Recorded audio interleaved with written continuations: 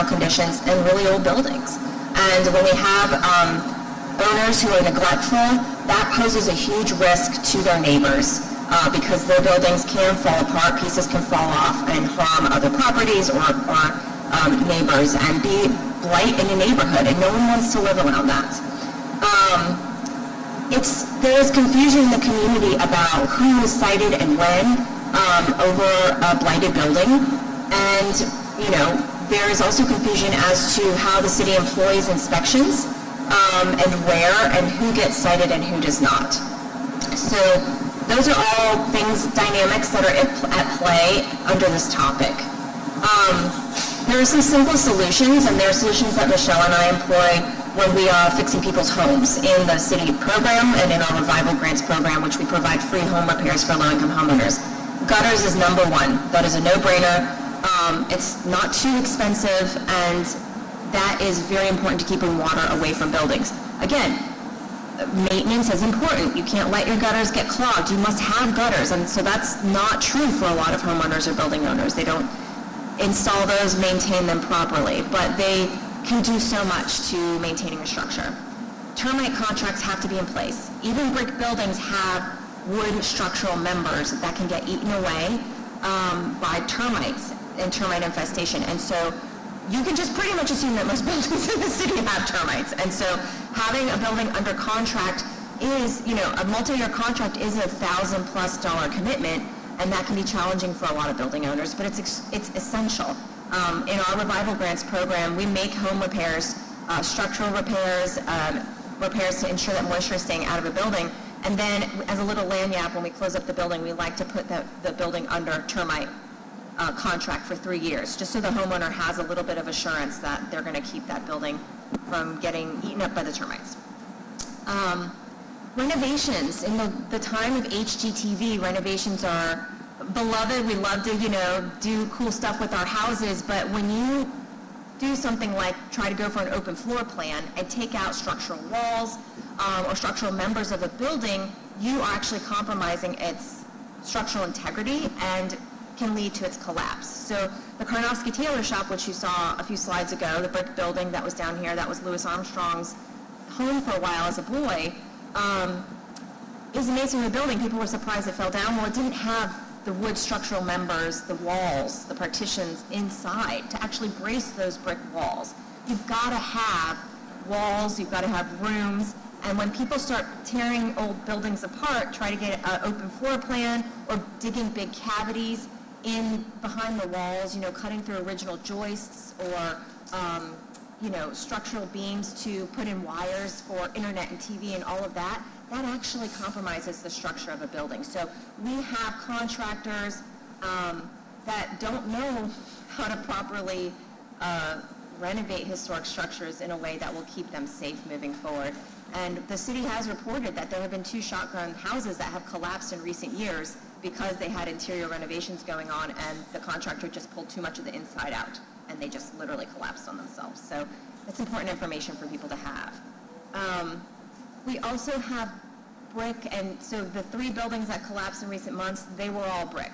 And I don't know exactly what happened with each of those brick buildings, but we have had a trend in recent decades of people covering their brick with inappropriate materials, Portland cement, or, in the 90s and aughts, there were companies marketing sealants to building owners saying, okay, put this on your brick, it'll make it stronger. It didn't. What it did was it trapped moisture inside, and now the brick is crumbling underneath because it's been sitting in wetness for 20 or 30 years. And so this is a huge problem. I'll talk a little bit more about that in a few minutes with Turner's Hall, because that helped lead to Turner's Hall falling.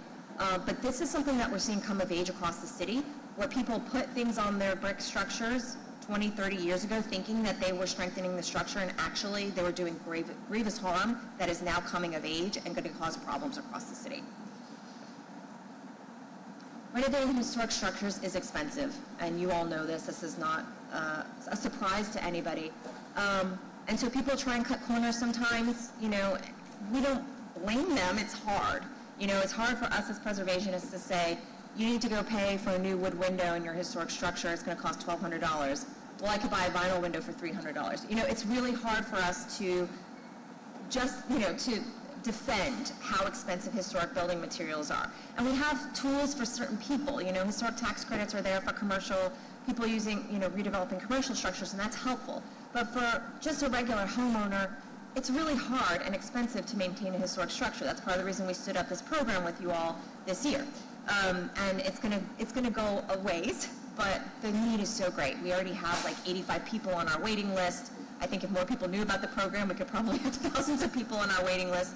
You know, people need help, A, understanding how to restore and maintain their historic properties, and B, they need help with money to do so. And that's just a reality in our city.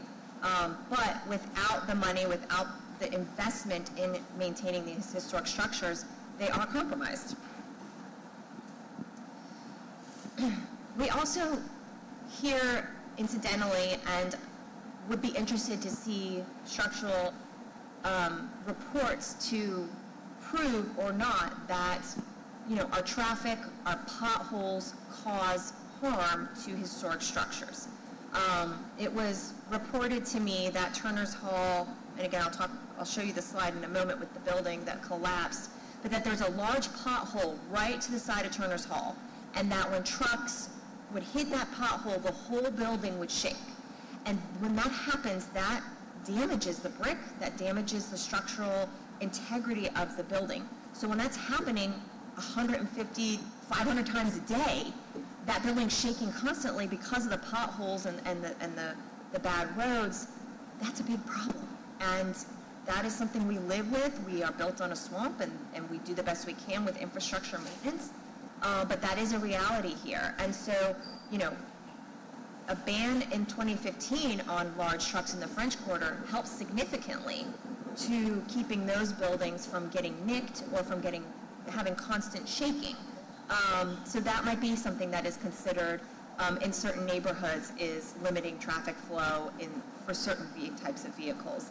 And then vibration monitoring, when you are tearing up roads, replacing the pipes, all of that, it's very, very important. I'm not quite sure on how that is done and if it is done to different scales, because, you know, that being done in the French Quarter has a very different level of monitoring and should have a much lower threshold than something being done on the lakefront. That's just, we have different neighborhoods with different building types and different needs, and that is something that should be taken into account.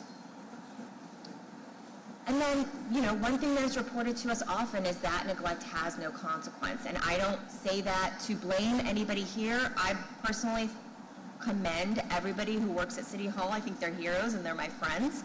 And I think that they need more people working with them. I think that, you know, again, I'm not in here. I don't know what happens behind the scenes. But as a layperson looking in, it seems that the city is grossly understaffed in some of the most vital departments. We get calls every day from people seeking permits because they've put in their application months ago and blah, blah, blah. And so, you know, I commended Councilmember King for putting together a task force in 2023 to study this issue. And I was part of that task force, and one thing we recommended was an additional at least $3 million to bolster staffing in departments like safety and permits.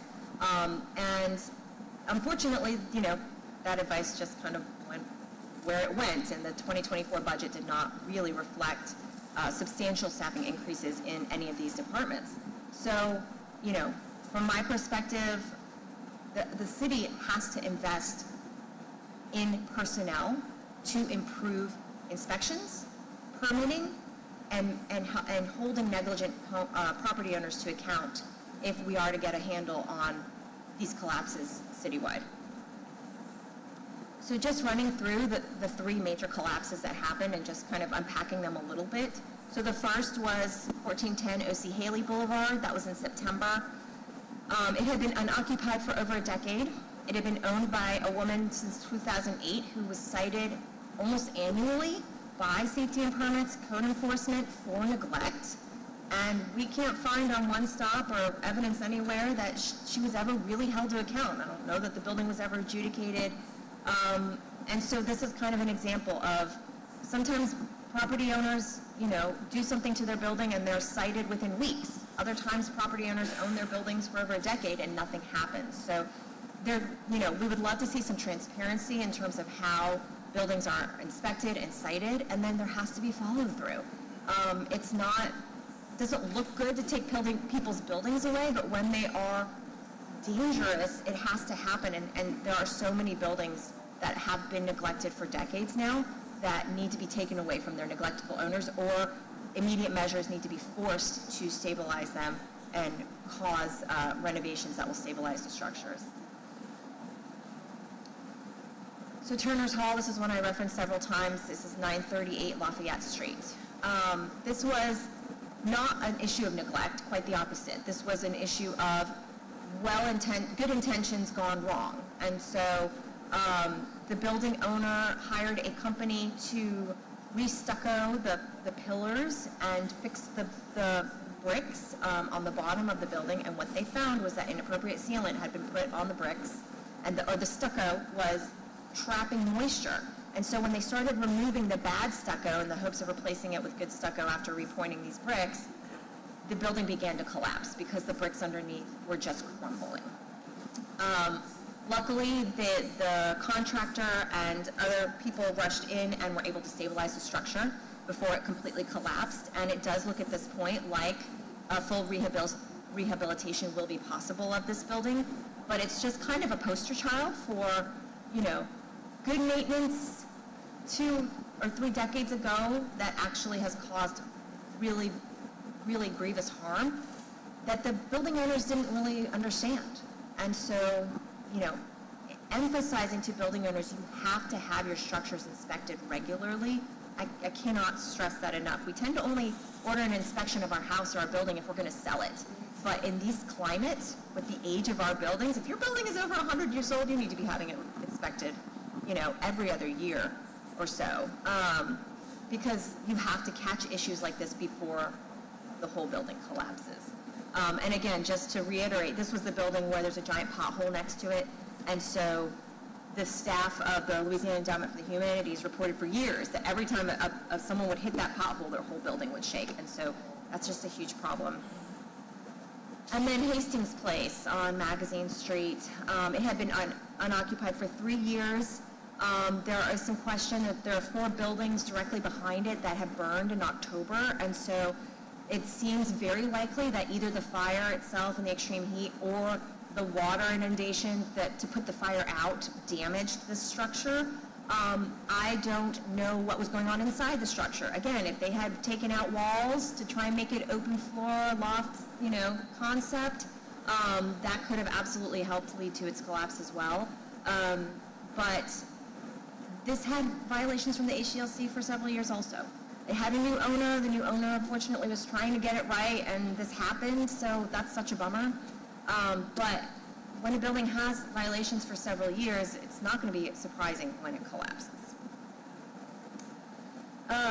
So we need, what can we do? Again, from my lay point of view, I would recommend, more education and resources for responsible building owners. That's a huge part of the mission of the Preservation Resource Center. We have Michelle hosts classes throughout the year. We have resources on our website, videos called Maintain Right, for how responsible property owners can keep their buildings strong.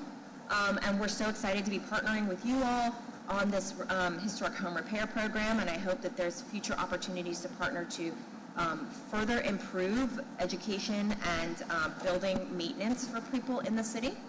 But we have to have consequences for negligent property owners. That's where the buck stops. And better oversight from city staff, which will require more people, basically. But all that is to say, just because buildings are in need of work, please don't tear them down. We have to have our historic buildings here to have a thriving economy. The reason people come to New Orleans is because we look and feel like such a special and unique place. That is what, supports our biggest industry, which is tourism. And that's a huge quality of life reason why people live here, is because we have these beautiful walkable neighborhoods full of these completely unique structures. So if we just start seeing neglected buildings as hazards that should be torn down, we are going to shoot ourselves in the foot, because this is our cultural wealth here, and we should invest in it and bring it back because people love it. 18 million people don't come here just to eat. They come here to experience New Orleans as a whole, and our architecture and our streetscapes are completely a part of that. So we as a city and as a populace need to invest in our buildings and keep them strong. Well, I will start where you ended. I know that there's a big tension between preserving our historic architecture and combating blight, and I know Mr. Davis is going to come and talk about that. I know that we've partnered with you, the city has partnered with the PRC in some instances where a building is slated to be torn down and you are able to go in and take some of those historic elements off of the building in order to reuse them and repurpose them. So I would like to see more investment in that program. So Survival Grants program in 2019 because we saw a conflict between keeping historic districts intact and keeping culture bearers and longstanding members of this community safe in their homes. With the dramatic rise in real estate values post-Katrina, we were witnessing so many people who had lived in their homes for generations being pushed out because they couldn't afford to keep up their homes, and then taxes went up and all of that. So we know that we want to keep people in place. We want to allow New Orleanians to age in place safely. And so in 2019, we began this program where we give free home repairs to low-income homeowners in historic districts. This was very important for us to focus on historic districts, A, because we believe in them. We believe that they keep the integrity of our city safe, and we saw so much integrity damaged with the rise of Airbnb and speculative development post-Katrina. So we believe that historic districts keeps our historic buildings safe. So we want to invest in them, but we also know that our city is nothing without our people, and we have to put them first. And so these investments help basically take HDLC violations in historic districts and use them as a work scope. And we fix people's homes using the HDLC violations. So again, prioritizing always getting moisture away from the property and out of the property, treating the property for termites, and making sure that we have safe, the property is safe. Stairs, windows, all those elements are solid. And we focused also on historic districts because other social service organizations would avoid historic districts. It's more expensive to do that work in historic districts. And so we wanted to help the people that were there. It's been wonderfully successful. We have raised money from foundations across the country, and we're in our 6th year now. And we were so excited to partner with the city to launch a very similar program last year, the Historic Home Grant Repair Program. So this program is very similar in that we also will give up to $20,000 to low-income homeowners for free home repairs. But what Councilmember Harris did was say, we want this available to everybody. So instead of just being in historic districts, now this program is citywide, and it is underway. We already have, is it 1 or 2 houses? 2 signed contracts. 2 signed contracts for construction about to begin. But again, the need is so great. We have so many people on the waiting list for both of those programs. We only can spend $20,000 per house because we want to help as many people as possible, and that is so little when it comes to historic home repairs. So it's very much a Band-Aid to the problem. But it's meaningful. It's going to help people, individual families substantially, and it has for these past 5 years. We're very grateful to have been able to help the people that we have. And what it does, and Brian, you can speak on this, what that program does is reuse fines from HDLC and uses them to repair homes throughout the city. So bad actors are paying fines, and then we are repurposing those fines into this historic repair program. So I just want to thank Brian for coming up with the idea for you all to be a partner with it, because I think it's something that we can really look forward to funding more with fines, but also with city money, and I will push for that in the next budget cycle. I do appreciate some of the comments that you had about how we can avoid collapses in the future. All of the buildings that you pointed out happen to be in District B, and I do see that we have Rick here from DPW, and so I do think that there needs to be more attention focused on vibration controls and monitoring, potholes, truck routes, because we know that there are a lot of trucks that go down non-truck routes that damage historic buildings. So I think that we need to sit with each other and talk about how we can more fulsomely explore making sure that we're getting our roads repaired, and that we're also enforcing existing traffic laws to make sure that trucks are not going down historic places where they shouldn't go. Absolutely. Any other comments from Councilmember Moreno? Thank you. Good morning, nice to see you all. I have a question, I don't know if you can answer it, but it is a question that the council is trying to address. So if you take a look at 1800 Hastings Place, which you have a slide for, so that particular property apparently, was in the process of having a permit issued. The permit had been approved. It had gone through plan review, and plan review includes a structural review that's done by the Safety and Permits building team. Gotcha. And so my question to you all, and obviously we're going to be seeking advice from experts as well, I like you all, but what recommendations do you have for the building team as they're doing these plan reviews, including a structural review, that they could potentially improve so that they could have caught potential issues like what happened at Hastings Place? Yeah. I don't know how the structural reviews happen right now, but I think it's imperative that everybody who does those structural reviews has an intimate understanding of historic materials and how they age and what warning signs are. Because there's a building downtown right now, I'm not going to name it, but we were called in a few weeks ago. From the outside, it looks great. You would never know that inside the brick is absolutely crumbling. And so looks can be deceiving, and unless, and that's how termites work too. Termites burrow inside of a piece of wood. And so you wouldn't know just by looking at the piece of wood that it could be completely hollow on the inside. And so, we deal with complaints often from city employees that aren't from New Orleans or don't have that education for what historic materials should look like, what are warning signs, and how they should have been maintained in the past in order to be structurally sound at the present. Okay, so you kind of flagged something for me that I thought was interesting.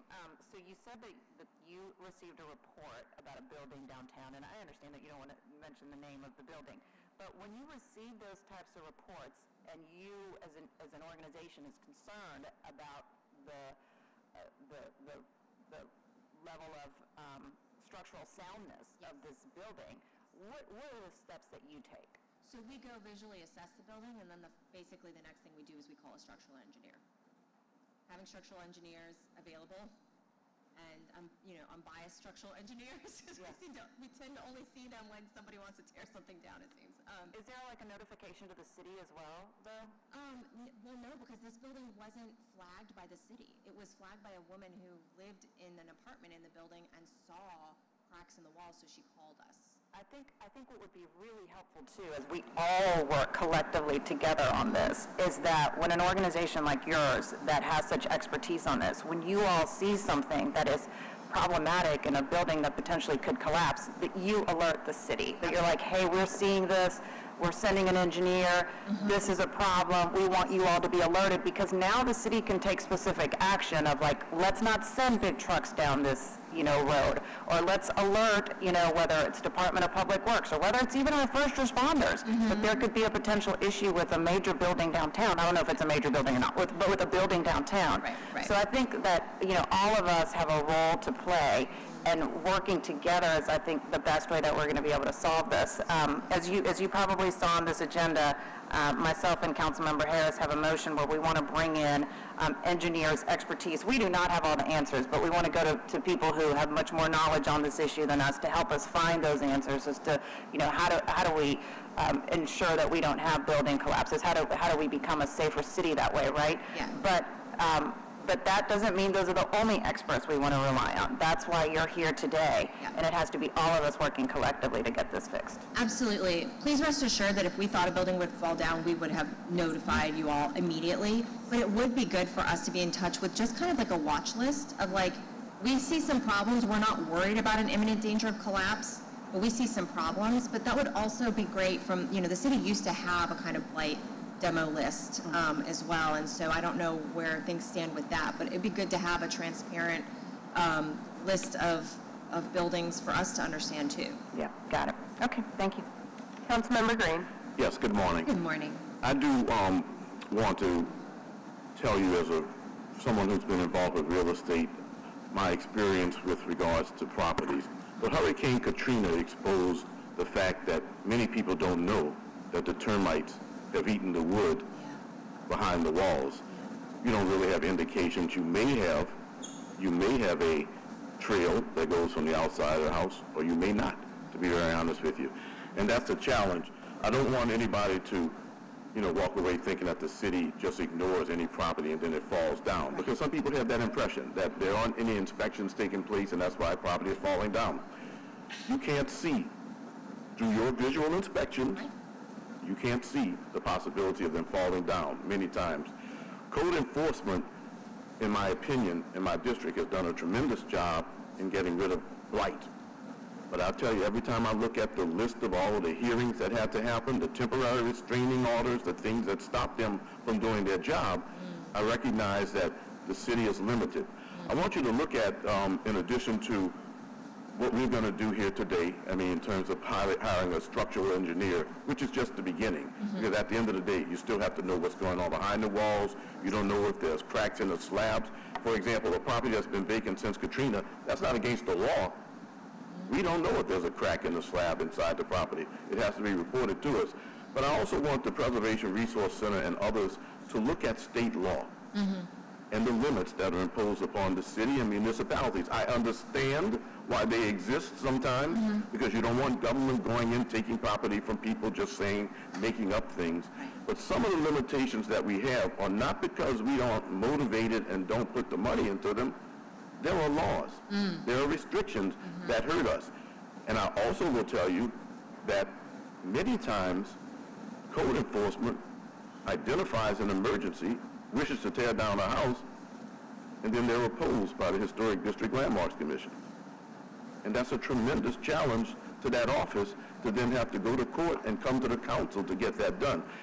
Along the way, beyond the structural engineer, we have to look at the laws that limit the ability of the city to take more rapid action to address issues before they become the emergency. You also will have to have a conversation maybe with some judges relative to temporary restraining orders and the speed with which they're granted. We were in the middle of a demolition of a very, very dangerous property at the corner of Ursuline and Claiborne Avenue.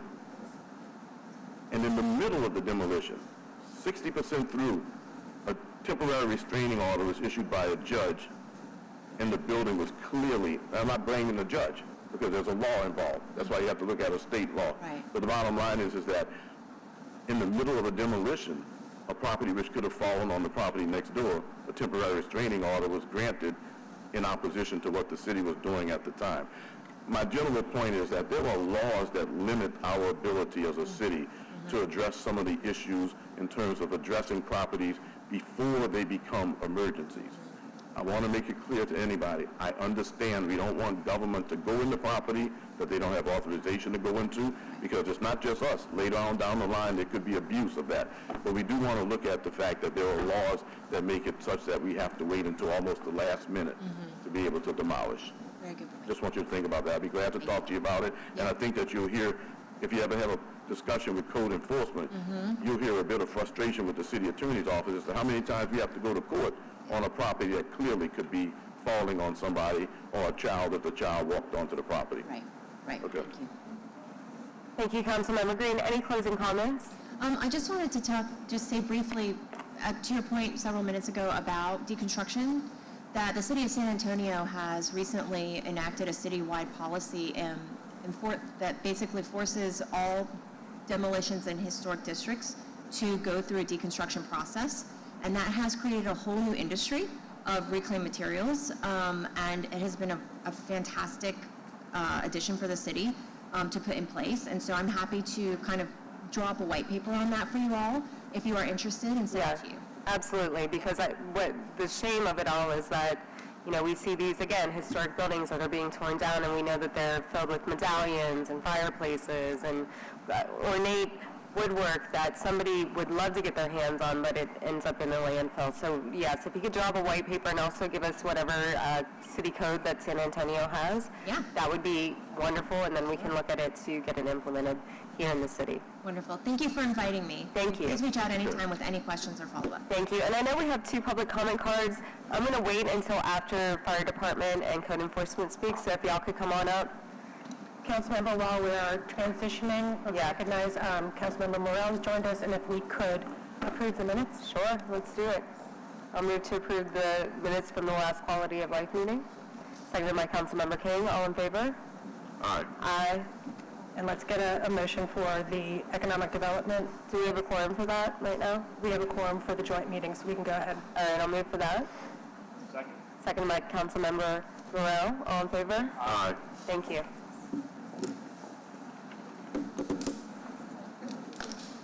Anita, I always forget roll call and approval. Always. So I do too.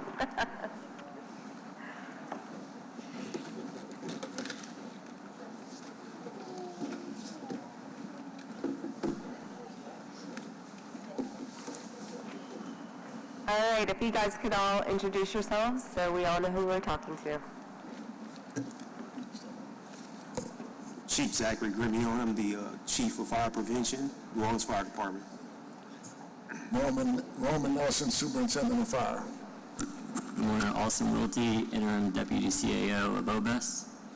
Anthony Davis, Director, Department of Code Enforcement. Ariane Patton, Chief of Staff of Code Enforcement.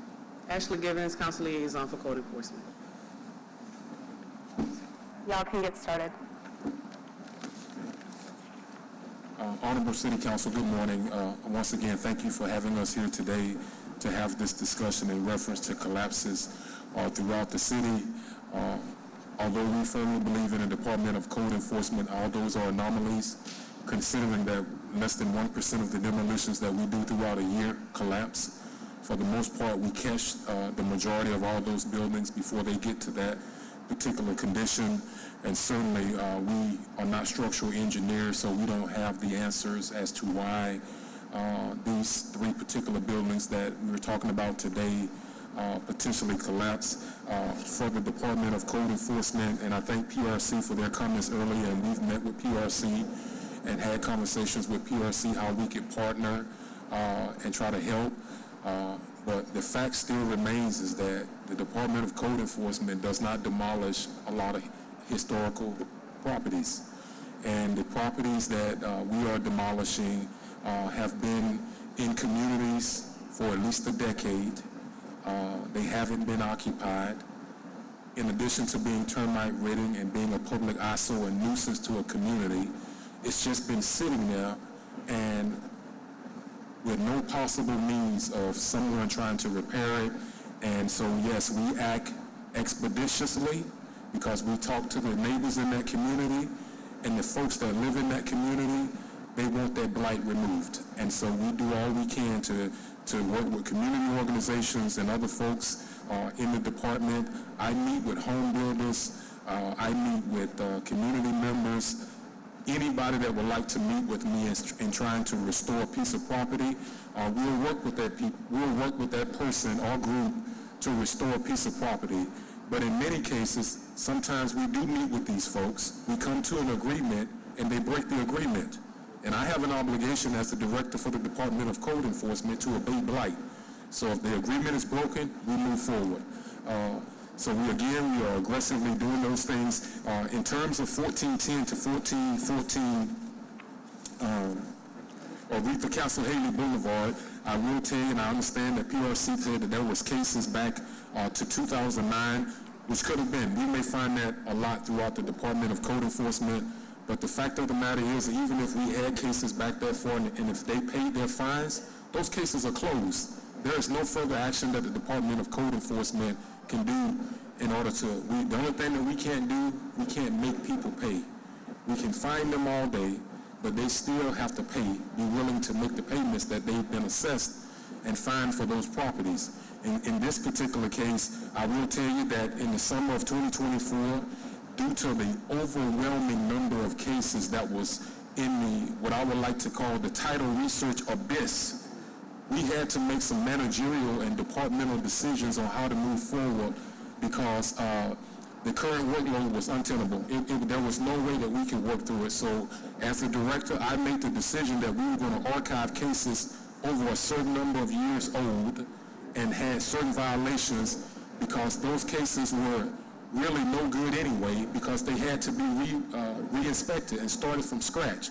So we decided to archive over 6,000 cases so that we could get a manageable workload in title research. As a result of us making those 6,000 cases that we decided to archive, 2,000 of those 6,000 had over 6 violations. The other 4,200 had less than 6 violations. So we closed those cases. And one of the cases that happened to come up in that particular archive was 1410 to 1414 Aretha Castle Haley. So we realized that in June of 2024, prior to the building being collapsed, we had created a new case. But again, things were stuck into title research. We no longer have that case now because we created a manageable workload. We had an outside vendor that helped us with title research, and we did some hiring in 2024 to increase our research staff. So now things are getting through research in a reasonable amount of time, either through our folks internal to the department or through our contractor that we've hired to assist us to do title research. And yes, that building did collapse, and soon as it collapsed, we were on scene the very same day with our team and working with NOFD, NOPD, and our other partners to secure the location to prevent any other further damage to the neighborhood or the community. And obviously, we went ahead and we demolished that building soon thereafter. But unfortunately, sometimes these things occur. We have no way of getting sometimes inside of internal to properties, so we don't know what's happening what's happening internally to a piece of property, but we do know what's happening externally. So we make all of our violations from external inspection, and sometimes those things are noted, and then sometimes that they're not.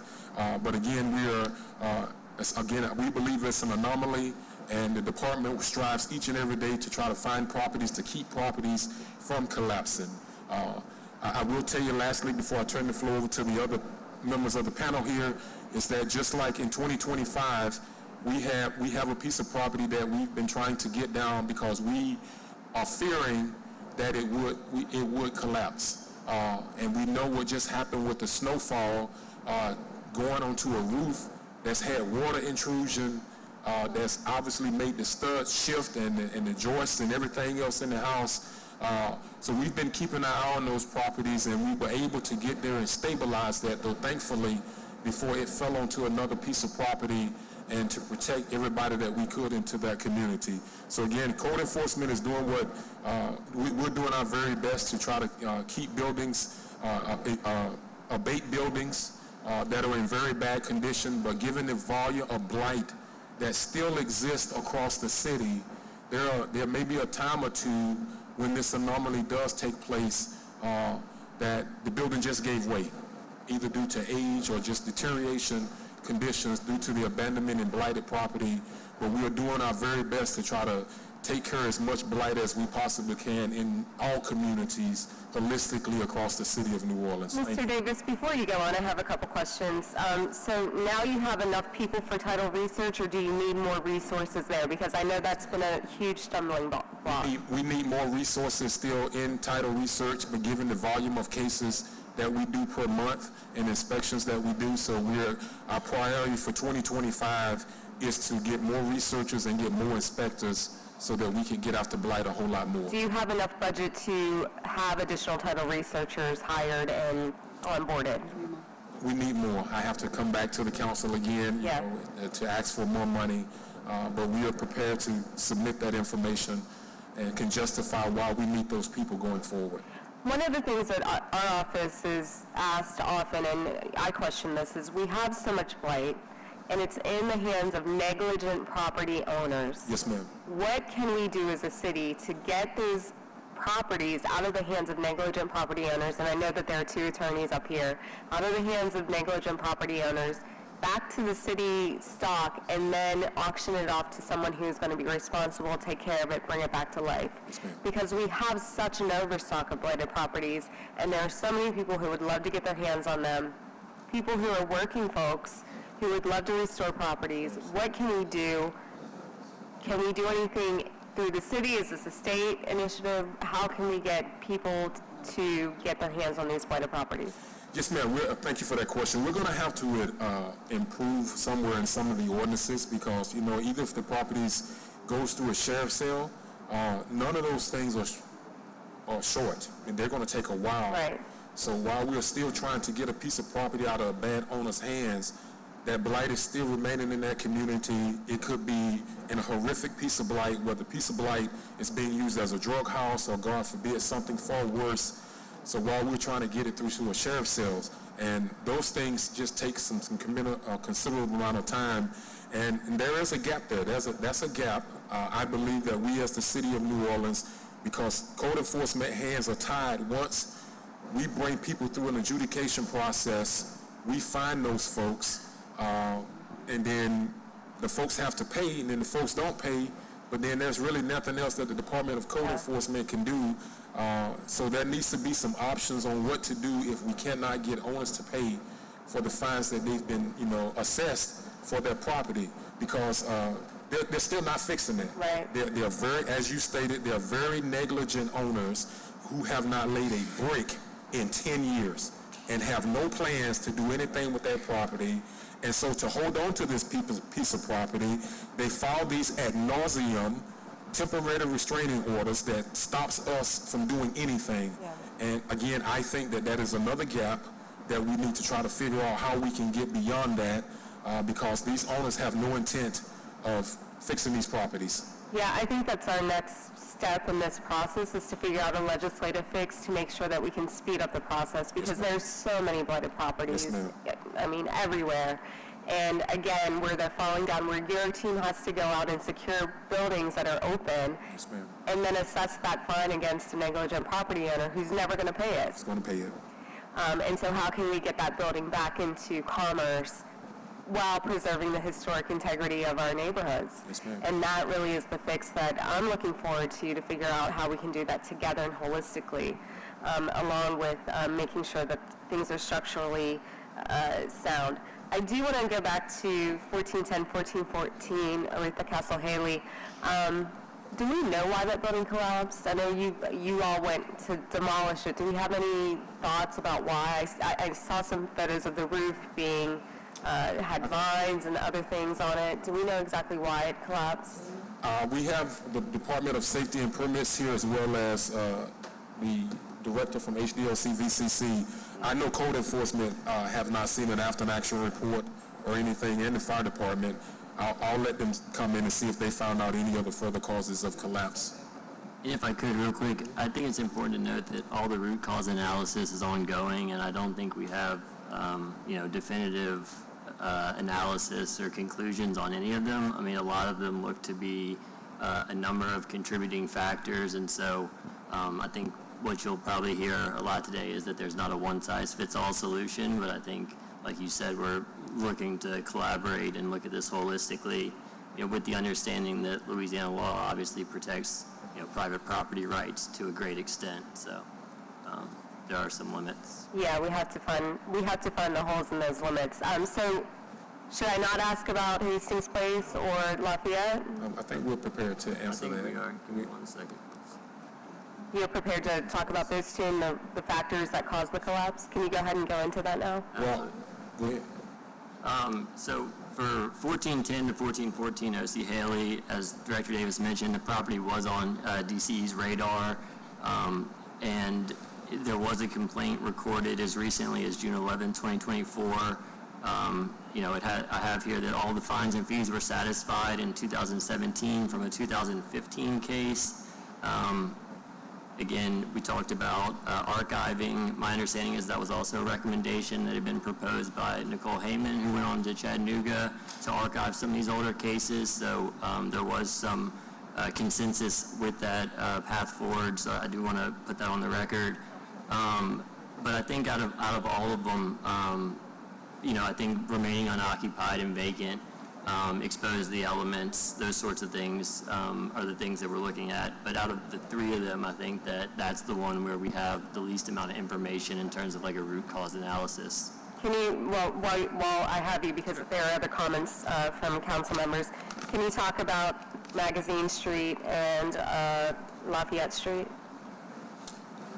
Well, I will tell you, 1800 Hastings, also known as 1700 Magazine, Yep. Department of Code Enforcement had no cases on that property. It wasn't even on our radar. They had a renovation permit. So I'm not sure, we've talked today about vibration and everything else that occurs in certain neighborhoods just due to poor infrastructure. But I'm certainly not saying that that's the case. And Department of Code Enforcement has no idea, honestly, why the building collapsed. Because they were issued permits from DSP. Also, they had a certificate of appropriateness from HDRC to begin doing work. And in the midst, just something happened. Yeah, I think It collapsed. from my information, the owner was about to start renovation and then it collapsed. But from the fire department's perspective, I know that there were 4 buildings that caught on fire behind that property. Is there any reason or any impact that those fires had on Hastings Place or 1700 Magazine Street?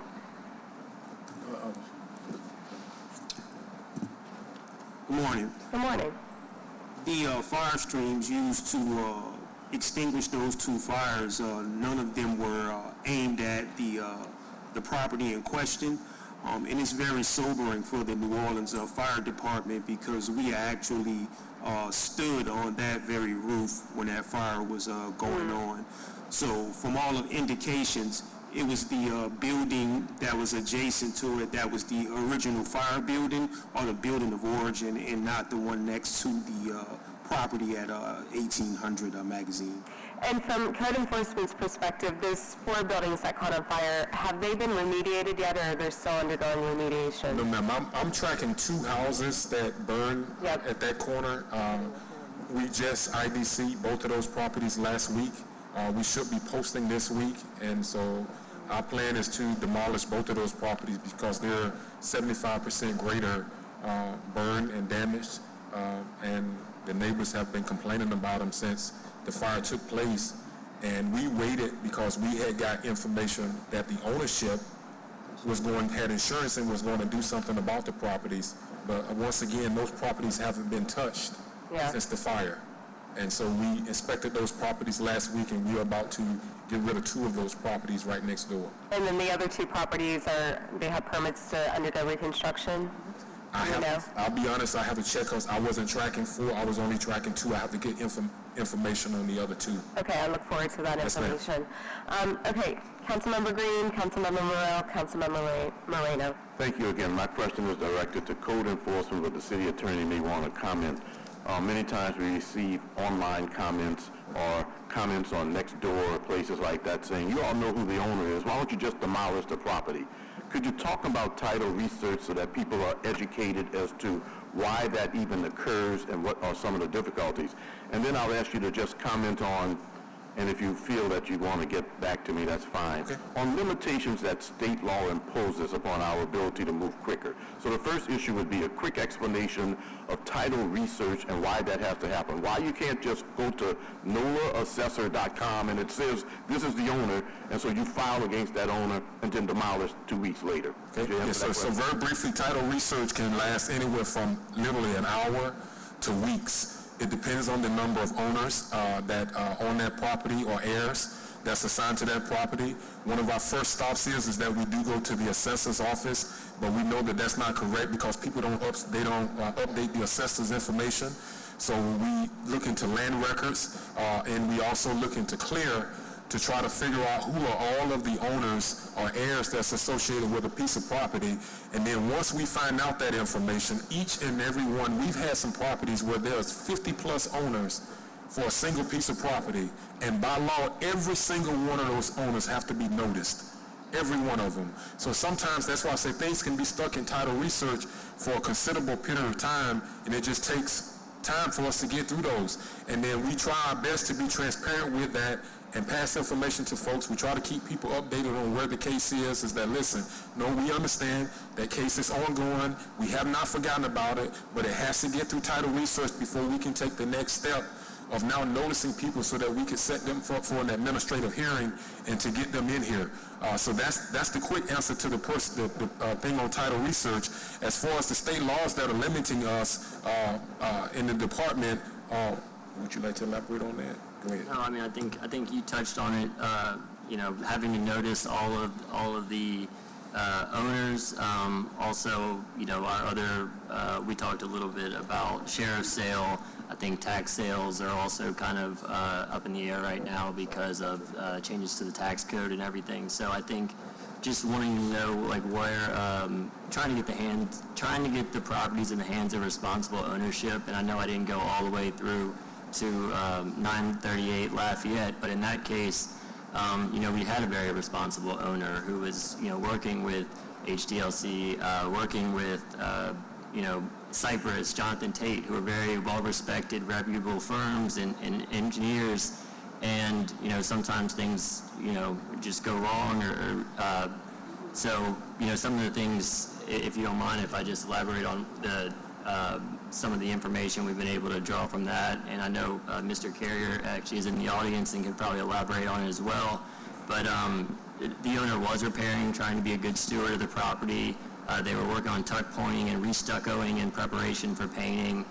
During his work, inappropriate non-breathable stucco was discovered to have previously been installed at the ground level. So this allowed the moisture to be retained. Sorry, I lost my spot. That material is being stripped off. Recently, there's been more street flooding, as Danielle mentioned, and so that intrusion exacerbated the condition as well. And so, we've also looked into the street conditions as well, as Danielle mentioned. So, again, a number of contributing factors, not a one-size-fits-all solution. And as I understand it, they are sending off that information to a lab, which I think the motion, where a structural engineer would fit well into our system and what their capabilities would be, maybe, with respect to council and legislation and truck routes, but also being able to send materials off to labs for testing, I think would be an important step. I know on our end, trying to fill some of the gaps, for instance, Jay Dufour, I'll give him a shout out. He was in Cafe Du Monde the morning of the 938 collapse, crawling around the attic. Then he was there till 1 a.m. at 938 Lafayette, along with Mr. Vermillion and other folks from NOFD, and back at 6 a.m. the next morning. So these folks are working extremely hard, and getting them the support is something we've been extremely focused on, whether it's building inspection manager, supervisor. Sorry, I'm blanking on the exact positions right now, but Tammy can help me out if necessary. But so we're definitely working on that. I'm not sure if I answered your question at all. Well, that was a very specific property, but the general answer that I got from Mr. Davis was to emphasize some of the difficulties involved with this process. I mean, it seems to the layperson or the person who wants to, just comment that it's easy. You just tear them down because you see how bad they are. But if there's been no succession done since the great-grandparent owned the property and it gets into disrepair, state law requires us to notify the 100 descendants of that property. Yes, sir. State law needs to address the realities of today. And so maybe as a council we can address that, but to the state representatives and senators who are watching that, I understand the concerns relative to not wanting government to have an easy track to take property. But some of those problems are created by the fact that we haven't had property, there's no renovations being taking place on certain properties. No one interested in doing it, and then we are so tied by law relative to our notices, Yes, sir. And Councilman Green, if I may, and I think it's important to point out too, is because I think sometimes things get mischaracterized and misrepresented, is that the Department of Code Enforcement works with as many owners as we possibly can to try to get them to get their property back into commerce. And many of the properties that we demolish The owners just have no intent. No, they don't care. So we have no issue meeting with folks and coming up with a plan of action and milestones to try to help them get their property back into commerce. And I think it's a negative rap to assume that the Department of Code Enforcement is just recklessly going out there and just knocking down buildings. And that's the farthest thing from the truth. It's because we sit down with owners every single day and offer them as many resources as we can to try to help them get their property back into commerce. But again, they don't do anything, and then some of the properties themselves are just horrific. The only option is to tear it down. Thank you for your work. I appreciate it, and we see it every day. Councilman Mura.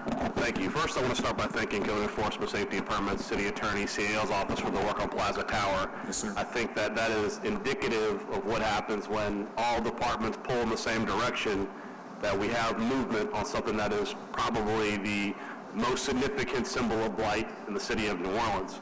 I want to begin by addressing some of Councilman Green's comments. The first is, I want to level set at the state legislative level. The legislature is very disinterested in changing the law to fix New Orleans problems.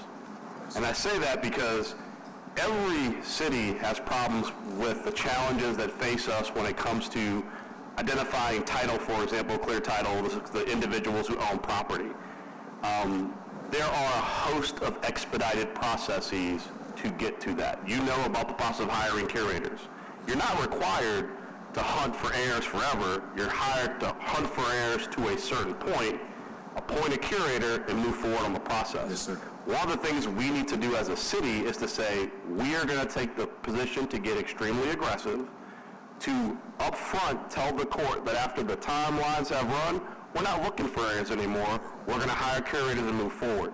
I can tell you, in my personal experience as an attorney, I'm sure many others can tell you, the reason why it takes forever to get to that sheriff's sale is, rather than the city expend the cost to hire a curator, we just keep sending letters out. Yes, sir. And the reality is that if you're there are people that I know. Recently, I had a friend whose mom, she was a divorced spouse to an individual and got a letter on his mom's property as she was identified as an heir. She'd never been on the property, never seen the property, but she had received this letter, and she was like, what do I even do with this? And the reality is that in that title search, we want to be as thorough as possible, but we have to also identify under the existing law, there are ways to expedite this if we're willing to expend the cost with urgency to do it.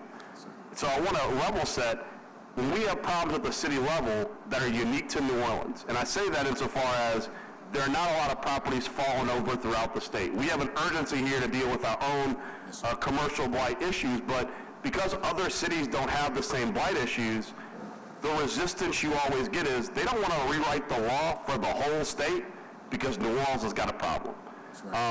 Additionally, when it comes to taxation, I know that we have to get much more creative when it comes to things like vacancy taxes and land value taxes. We have created an environment where if you own a blighted piece of property and it continues to be assessed as the blighted property is, you disincentivize the owner from actually doing anything with it. Plaza Tower, I'm sure, is assessed at what it is, not what it could be. Yes. And when someone is paying very little taxes because it's assessed that they are allowing their property to fall apart, it becomes an investment issue for them. Because they're paying very little tax on it, and the potential value of later selling that property is on the horizon. They go, I don't care, I'm paying pennies on the dollar to the city of New Orleans for taxation. Now, I want to highlight why that's offensive. When that building catches on fire, a fireman have to run into it, and the people that are paying full value for commercial property, they're paying for those firemen and their equipment to go into the blighted property that horrible landowner is paying not for firemen and equipment. We have to really look at that. We have to look at not just for the properties that are falling over, but when you go down Canal Street, you see a tremendous amount of properties that are developed on the first floor, and the top 10 floors are vacant. And I can tell you, after meeting with a lot of firefighters recently, people do not understand how dangerous it is for those white boxed or empty floors. Those are death traps for firemen. A floor that is fully developed with walls and segregated spaces, when a fire breaks out, that protects the firemen going onto that floor.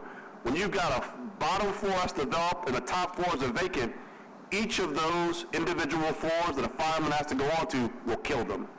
We as a city have to get tremendously more aggressive to disincentivize people from doing T-shirt shops on the first floor and nothing on the top floors. And that's going to require us to change how we interact with businesses and landowners. I know that I talked to CAO Montano after our successful efforts with Plaza Tower. We need to go after all the dirty dozen with no quarter. That hotel at the foot of top of Canal by Governor's House. Claiborne. Was that? Yes. Governor's House. That is more offensive to me than Plaza Tower, because there has been zero effort by the landowner to do anything with that property. And what's frustrating for citizens is we see these properties that we know are going to fall on people, and to Councilman Green's point, people are like, well, where's the urgency? The urgency is there, in that code enforcement is finding those people diligently, but because of a combination of us not necessarily putting our foot on the gas with curatorships and seizures, and us not making it financially inconvenient to sit on blighted property, we have created an environment where people know if I'm only paying $10 on this piece of land that someday might be worth millions, there's no incentive to put that property back in commerce. It's bad investment property. It's a manipulation of the tax processes.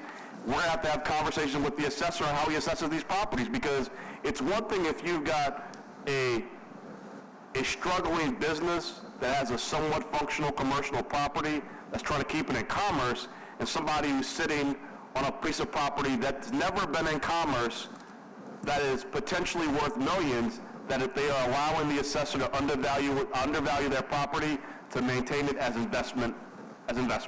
So there's work we have to do. We're going to do it in concert with you guys, because you are dealing with on a daily basis how these guys manipulate the process. But I think something that we can do as a council right now is, law department, come to us and say, how much do you need in escrow for curators? Because if you have the money to hire curators, there's a whole cottage industry of lawyers who do curator work. And you can lump heirs together in 10s and 20s and 30s with one curator. If we have this intent and urgency to get these buildings, and I know you guys know, Mr. Davis, CAO, everyone else, the reason why the Plaza Tower owner suddenly gave a crap is because they knew that once our guys started evaluating the property, they were on the hook for $2.7 million. And they also know if we have to demo that building, they're on the hook for $28 million. We need to be doing that with all blighted commercial property. Fix your property, or we'll tear it down, and we'll own it. Because until we get to that point, they're not going to fix these properties. They're not going to return them to commerce. Thank you. Thank you, sir. Councilmember Moreno. Thank you. Has there been some kind of assessment done about bringing in title companies to assist you, bringing them in as professional service contractors? Yes, we have one. HTC, that's been working for us for now a little over a year and a half. And they've produced over 1,000 cases that they've returned to us just in 2024 alone. Got it. So they've been a tremendous partner. But you're still saying that it's not working fast enough?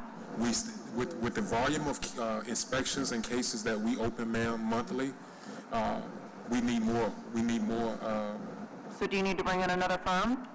I don't think we need another firm. I think what will help us is more researchers, internal researchers who can get the work done in-house. Okay. What's the cost on that, and how many researchers? We're talking about 4 more researchers. The goal is to get 4 more researchers, because right now I think we have 7. If we could get at least 4 more researchers, then that'll help us to spread the workload from the volume of inspections that come in, because right now we average about 600 inspections per month. And so each one of those 600 inspections is going to lead to 600 cases that need to be researched. So has the CAO given you approval to hire those 4 additional people? No, ma'am, not yet. We're going to ask for them. So you haven't asked for them? No, ma'am. Okay, Not ask yet. for them, Will do, ma'am. because that's important. What's the cost on the 4 researchers? We're talking $65,000, you said 60 times 4, it's about $300,000. about $300,000 Yeah, annually. got it. Okay. That seems like a pretty easy solution on that one. Let me ask you about criminal blight. So how many cases have you all started on criminal blight? There hasn't been a single case, to my knowledge, that has been tried. We've recommended 3 or 4 cases to the law department, but to my knowledge, Not a single case. But that's- Yeah. 4107 Encampment, I think is the address. 4107 Encampment is the one that by McDonald 35. That was the one that we were hoping that we was going to pursue criminal blight against. But it's my understanding that when you serve them, they ran into a problem because if the person is out of state. I'll tell you the answer. Okay, yes, The sir. property is located near McDonald 35. For years, it was a blighted property owned by a company, an LLC out of Nebraska. Nebraska. The bottom line is that it's been difficult to serve because they don't have to take service. Right. They can close the door. But at the end of the day, there are laws that prevent us from moving forward. And I don't want to get into state versus city, but at the end of the day, So when you're talking about a criminal charge, you municipal one, you can't wait, you can long arm, no, the service. So, I know, but you just so can we're- long arm somebody, that either you Because can't, these are also state charges, by the way. And so you actually can go around Yes. the law department and go straight to the district attorney. And I know that the district attorney is very interested in working with the city on these criminal blight cases. Yes, ma'am. And so that's probably actually the more appropriate route, because it is a state and you can't charge. avoid service on that. Okay. Okay, so then that's the point. Then it should be turned over to the district attorney.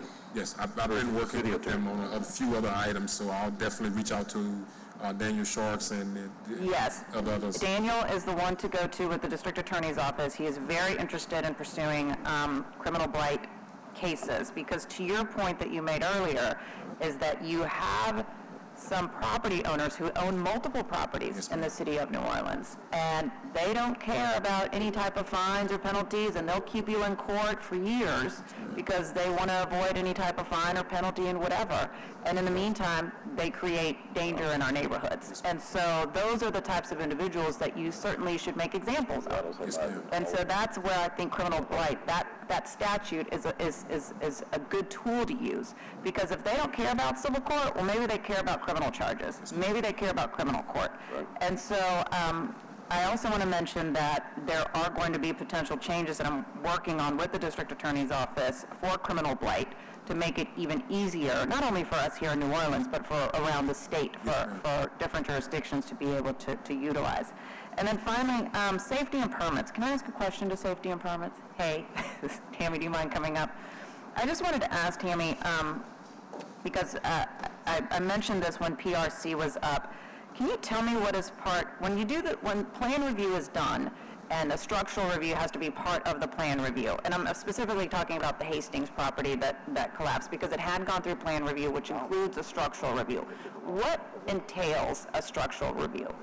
So structural review of the plans is only of the plans. There's no site structural inspection. And Jay Dufour, the chief building official, is here. He is also the supervisor of plan review, but that is of the plans. So based on the plans, they do a review to say this is, they can move forward with their renovations. And it was a structural renovation permit.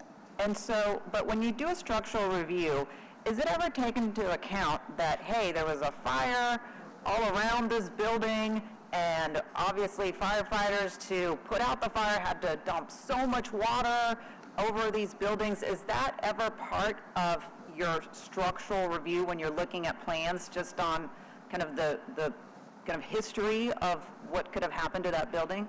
Absolutely. And so on the parcel, if there's evidence of a fire, we actually ask for the fire report before we proceed with review. That's part of plan review. So was there a fire report with this one? I don't believe there was with this one, Okay. since it was the buildings next door. Got it. Interesting. Okay, so that might be a little bit of a loophole there, or hole that we may potentially need to close. We can talk about that a little bit more. I don't have a solution, but I mean, it seems like, I don't know, somehow it should have been kind of flagged that all around that building, there was a major fire that impacted other buildings, and that instead of just stamping for a permit based on plans, that you maybe a fire report. I don't know. Like I said, I don't have the answer, but I think that there's something missing here, and we just need to figure out how to. Yeah, we can definitely talk about it, and I don't even know if the fire department did a report for that building next door, because they, considered it structurally sound as firemen were on the roof. Yeah. So I don't know if we would have even had that information if it would have been required. Yeah. Got it. All right. Thank you, Madam Chair. Councilmember Green, do you have another question, or are you done? Okay, great. Rick, I see Rick Hathaway here and Shannon, who's about to walk out. Rick and Shannon, can you come up for a second before you walk out?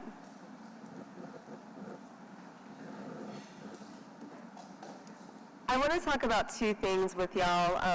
First is vibration monitoring when major construction is done on a street. Is that required by DPW, especially for these JIRR projects or any roadwork projects that happen? Yes, it is. It's part of the DPW's general specs, and where a building seems to be precarious or whatever, or close to the right-of-way line, then the vibration monitoring is triggered. How do they perform the vibration monitoring? Is it just on the street? Is it at a particular building? Because we've got reports where we know that buildings are being impacted by construction that's happening. People report that there are cracks in the walls, et cetera, et cetera. So how does that information get to you? Well, it's twofold. Before the project begins, it's up to the contractor to take photos or videotape of properties such as that. Of course, they have to get the property owner's permission to enter the property. Sometimes they do, sometimes they don't. And then when the monitoring takes place, the vibration monitoring company is hired by the contractor. It's their responsibility to pay for that. And the monitoring is, again, taking place within the private property because they're monitoring the vibrations that are beyond the right-of-way. So the equipment has to be placed within the property. So it's up to the private property owner to pay for vibration monitoring? No. Our contractor, the DPW contractor pays for that. Okay, and then if it's in the right-of-way, it automatically happens that you do vibration monitoring? Is that what you're saying? If a building that's in private property is in a position that is close to the right-of-way line or is in a condition that is either noted to us by the property owner or just from inspection, then the vibration monitoring is triggered. So in my district, properties are right up along the right-of-way. You look at Uptown, you look at Central City, you look at any place in District B, construction's happening, and then the houses are, there's a sidewalk and then there's houses. So does vibration monitoring automatically happen anytime there's a project? That's the simplest way I can put it. Not in front of all properties, no. It's based on inspection. A good example was when we did MLK at the corner of O.C. Haley. That building there, the property owner had come to us and was concerned, so we directed the contractor to provide the monitoring there. So the message to the public is that if you have road work happening in front of your house and you're concerned about vibration, reach out to DPW to ask for vibration monitoring? Yes, if it's a JIR project, the best way to go is through roadwork, NOLA, but yes, otherwise. Okay, and then truck routes. We often know that there are truck route signs posted and trucks are ignoring those. I know that you are not the enforcer of truck routes. That's NOPD's job, but we also know that there's a lack of NOPD officers to do that sort of monitoring. I've seen it around Liedenheimer's Bakery where trucks go all the time down a street that is a no truck route. Can we get cameras or something up so that we can see and capture those license plates and then send tickets for violations of the truck routes? I think that would be something that we'd have to work with NOPD because it would be a moving violation. Can you work with NOPD to do that? Yeah, we can reach out to Lieutenant Mishu. Okay, I think that would be helpful. And then anytime there's a request for a no truck route, what is the process? Is it a traffic study that has to be done? Yeah, to validate whether trucks are using it as a through street, then it would be converted to no truck route. We don't deny trucks being able to deliver to a certain property. They just can't use a roadway segment as a through street if it's designated no truck route. The property on Lafayette Street had reported trucks going down, a pothole, et cetera. Do you have any reports of that, or have you looked at 311 complaints? I was aware that there was some issues on Lafayette. I don't know exactly at that location, but we can check 311. Okay, and then when is that street going to be open? Well, it was going to be repaved, at the same contract, and that had to stop because of the work that's happening. We understand, we're working with Austin and his group to have it reopened. I think the building is doing some more shoring, and once that happens, we'll be able to open O'Keefe back to its one-way status, but only one lane going towards Poydras, and the block of Lafayette immediately adjacent to the building will remain closed. Do we have any timing on that at all? I think it's coming in. I believe it's, we're looking at Monday by the first half of next week is what I understand. The traffic monitors have to go in place, I believe, for 7 days, and I'm not sure how far into that 7-day period we are. Okay. Again, I don't know. Any other comments for DPW? All right, Shannon, you can go ahead and go. Do y'all have any last comments before we take public comment? No? All right. I have 2 public comment cards, one from Mr. Parker and then one from Ms. Plummer.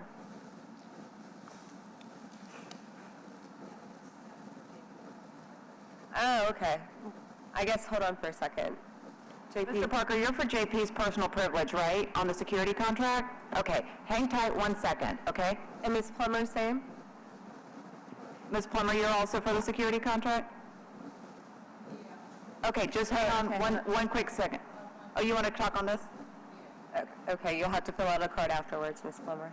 No, but talk now. I generalized mine, specifically.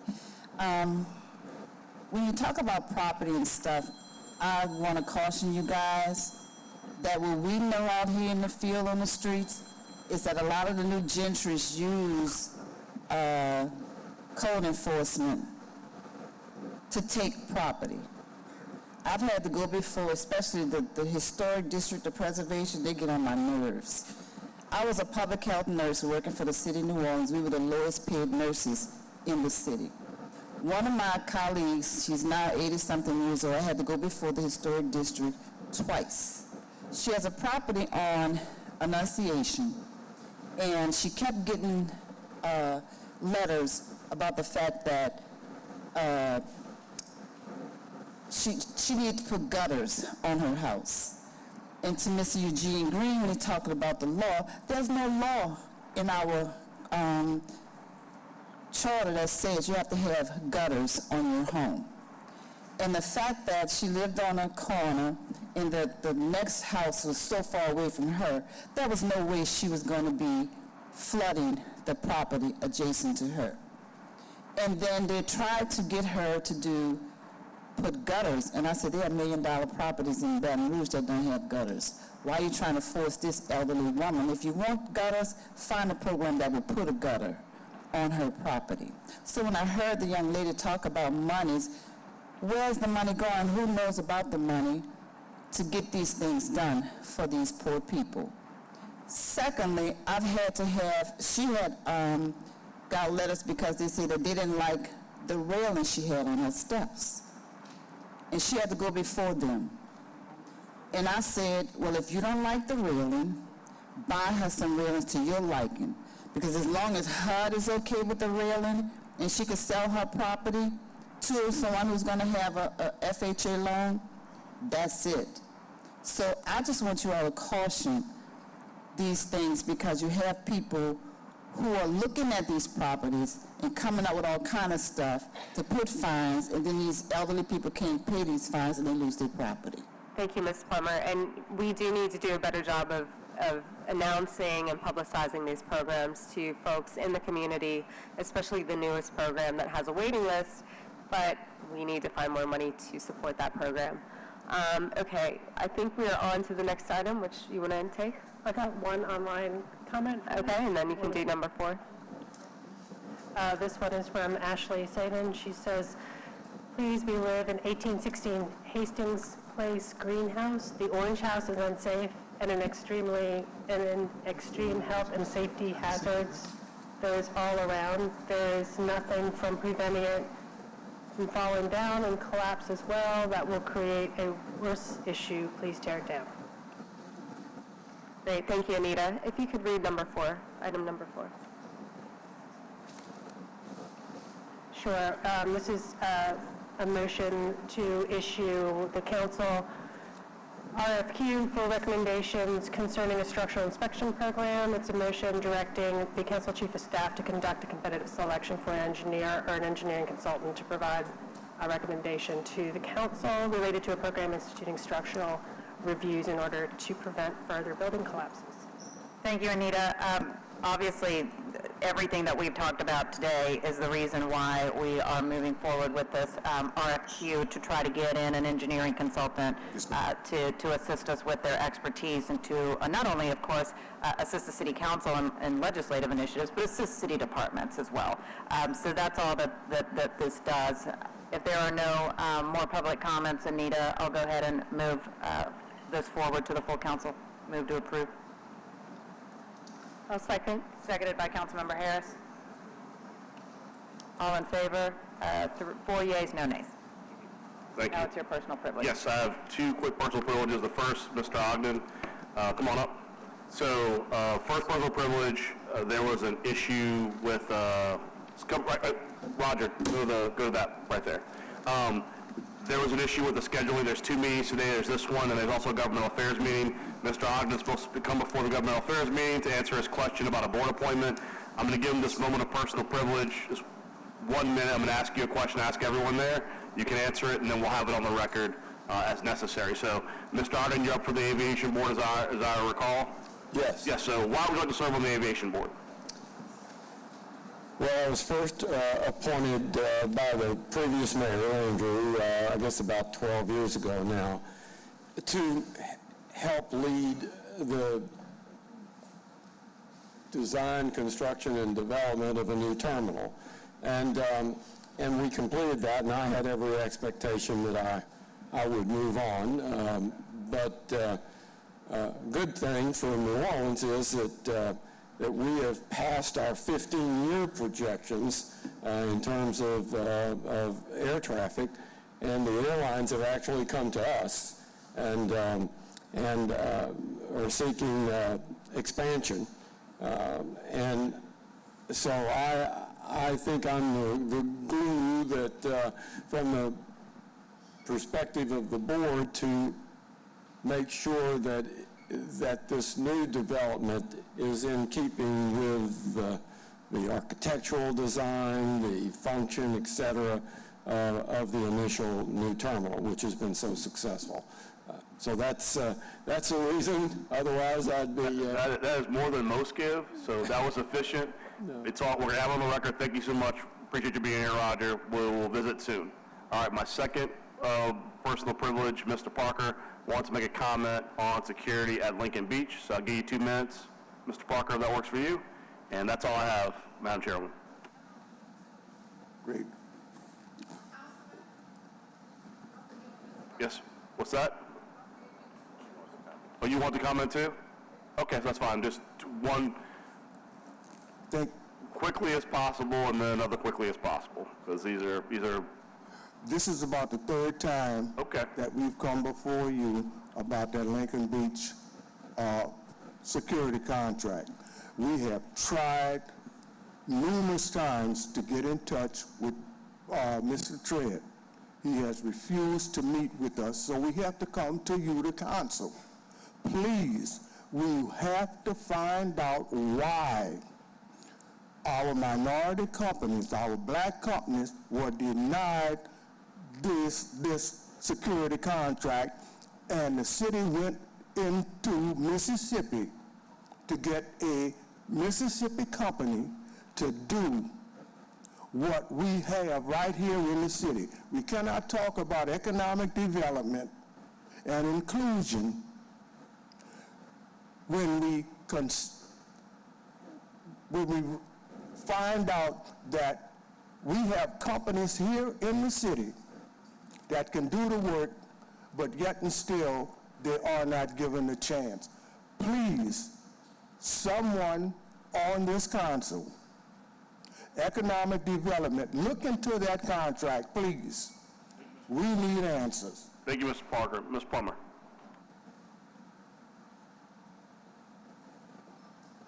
I agree with everything Mr. Parker said, but I just want to add, we did come before the council several times and ask for an investigation with the relationship between Ms. Robles, the contractor that has and keeps getting the contract, and we sent emails to Mr. Threat, and I made phone calls to Mr. Threat's office, and they're ignoring us, and we don't like it. We're not happy with it. Not only the fact that this guy keeps getting the contract, but we think that there's some bid rigging going on. Yeah, I'm going to say it. Bid rigging going on. That this man go from $30 to $32 an hour. Now he put a bid in for $22.5, and then the committee comes and says, okay, he gets the contract for $22.5, but then he turns around, the committee amends it and gives him an additional $4 of the taxpayers' money.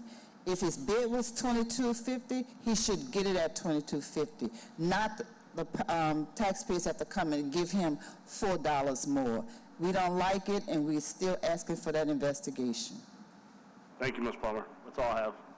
All right, with that, we are done. I'll move to adjourn. Second by Councilmember Green. All in favor? All right, we are adjourned. Thank you.